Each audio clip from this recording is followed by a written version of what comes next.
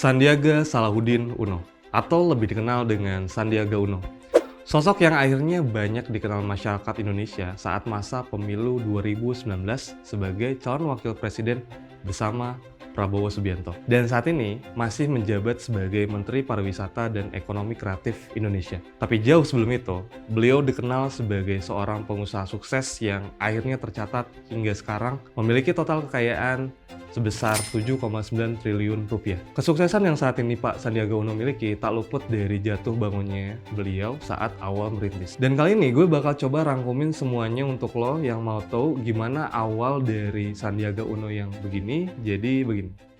Sandiaga Uno adalah seorang pembisnis dan politikus sukses yang memiliki peran besar dalam dunia bisnis dan politik di Indonesia. Lahir di Pekanbaru pada 28 Juni 1969, Sandiaga Uno menunjukkan kecerdasan dan kegigihan sejak usia muda. Beliau menyelesaikan pendidikan tinggi dengan meraih predikat summa cum laude dari Wichita State University, sebuah universitas swasta terkemuka di Amerika Serikat. Sandiaga Uno juga memulai karirnya di sektor keuangan dan konsultasi setelah lulus dari universitas tersebut. Ia bekerja di sebuah perusahaan investasi terkemuka, Sea Power Asia Investment di Singapura, dan kemudian di NTI Resource di Kanada. Nah, pas awal karir profesional ini nih, Bapak Sandiaga Uno itu dapat banyak banget pengalaman berharga dalam dunia bisnis profesional dan di internasional. Tapi kisah hidup indah Sandiaga Uno atau Bapak Sandiaga Uno itu akhirnya ngalamin perubahan yang drastis banget di tahun 1997. Nah, kenapa kok bisa ada perubahan drastis dari Bapak Sandiaga Uno di 1997? Jadi seperti yang teman-teman tahu, di tahun tersebut ya,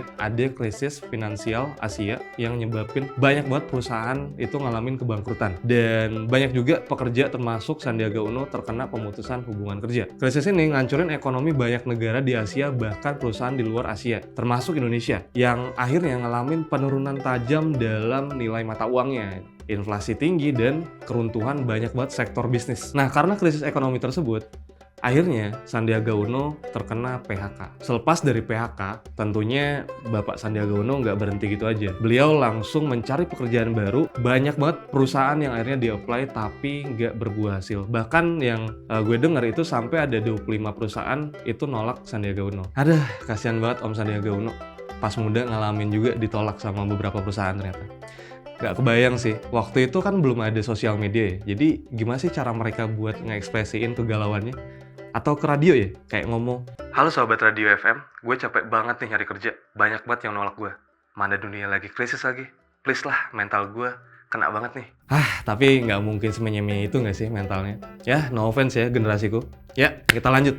Sandiaga Uno dan keluarganya menghadapi kesulitan keuangan yang sangat besar pada saat itu. Tanpa pemasukan tetap, mereka harus mencari cara untuk bertahan hidup dan memenuhi kebutuhan sehari-hari. Di tengah situasi ini, Sandiaga Uno dan istrinya, yaitu Nur Asia, mengambil langkah-langkah drastis untuk ngatasin masalah-masalah yang mereka hadapin. Salah satunya adalah dengan menjual aset perhiasan milik istri Sandiaga Uno. Dana yang diperoleh dari penjualan perhiasan tersebut tidak hanya digunakan buat menuhin kebutuhan hidup sehari-harinya, tapi ternyata dijadikan juga sebagai modal awal nih untuk Pak Sandiaga Uno memulai sebuah usaha yang akan mengubah hidupnya ke depannya. Oke, singkat cerita, karena ada pengalaman buruk tersebut bareng istri, akhirnya beliau memutuskan untuk membanting setir ke ranah bisnis.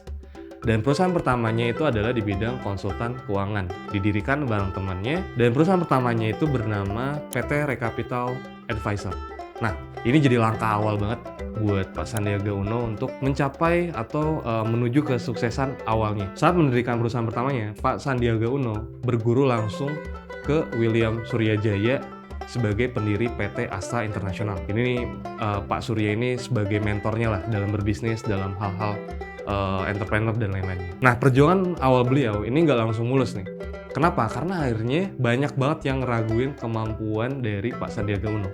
Nah, cuma bagusnya adalah tentunya Pak Sandiaga Uno gak nyerah. Setelah sekitar 1,5 tahun menjalankan usaha konsultan keuangan, Pak Sandiaga Uno itu akhirnya ketemu lagi sama namanya Pak Edwin Suryajaya, seorang pengusaha terkemuka yang juga melihat peluang besar dalam investasi di sektor-sektor strategis. Nah, bareng-bareng nih mereka akhirnya ngediriin perusahaan dengan nama Saratoga Capital pada tahun 1998. Nah, Saratoga Capital ini itu dibawa kepemimpinan Sandiaga Uno dan Edwin. Fokus dari perusahaan ini adalah di bidang investasi. Nah, investasinya di mana? Itu di sektor sumber daya alam, infrastruktur, dan konsumsi. Perusahaan ini akhirnya berhasil nih tumbuh dan memberikan dampak signifikan pada ekonomi Indonesia. Nah, dengan kerja keras dan strategi bisnis yang tepat, Saratoga Investama mulai menunjukkan hasil yang positif. Perusahaan ini berkembang pesat dan berhasil mengakuisisi serta mengelola berbagai proyek besar di Indonesia. Keberhasilan ini juga nggak hanya ngebawa keuntungan finansial bagi Sandiaga Uno, tapi juga memperkuat posisi Pak Sandiaga Uno sebagai salah satu pembisnis terkemuka di Indonesia. Atas dedikasi dan kesuksesan beliau di dunia bisnis, Sandiaga Uno menerima berbagai banyak penghargaan dan juga pengakuan di Indonesia ataupun di luar juga. Ia dikenal sebagai salah satu tokoh yang berpengaruh di Indonesia baik di bidang bisnis maupun di bidang sosial. Pengalamannya dalam menghadapi tantangan dan bangkit lagi dari kesulitan itu jadi inspirasi bagi banyak orang. Mungkin termasuk lo juga. Kerja di multinational company udah, bikin bisnis dan sukses udah. Apalagi nih ya?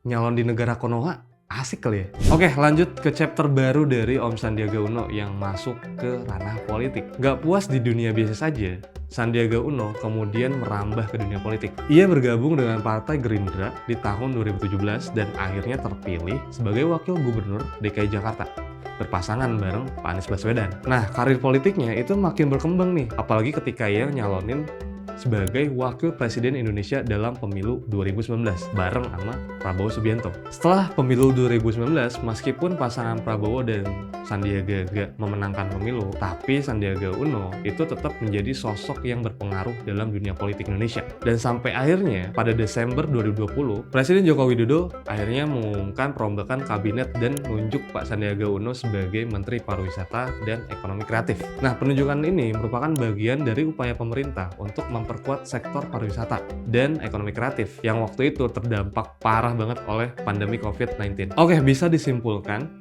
bahwa Pak Sandiaga Uno itu merupakan contoh nyata dari seseorang yang mampu bangkit dari keterpurukan dan mencapai kesuksesan besar melalui kerja keras, ketekunan, dan keberanian dalam mengambil risiko. Dari seorang pegawai yang terkena PHK, ia berhasil ngebangun bisnis yang sukses dan menjadi tokoh berpengaruh di Indonesia. Kisah hidupnya ini memberikan pelajaran berharga banget nih tentang pentingnya semangat juang dan tidak pernah nyerah dalam menghadapi tantangan. Nah, mungkin banyak banget hal yang kelewat sama gue terkait Pak Sandiaga Uno. Dan kalau ternyata iya, lo boleh banget buat kasih fakta menarik lainnya terkait beliau di kolom komen.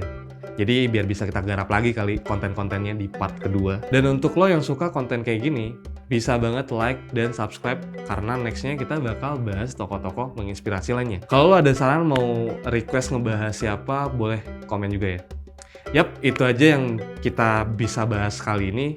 See you on the next video dan gasket!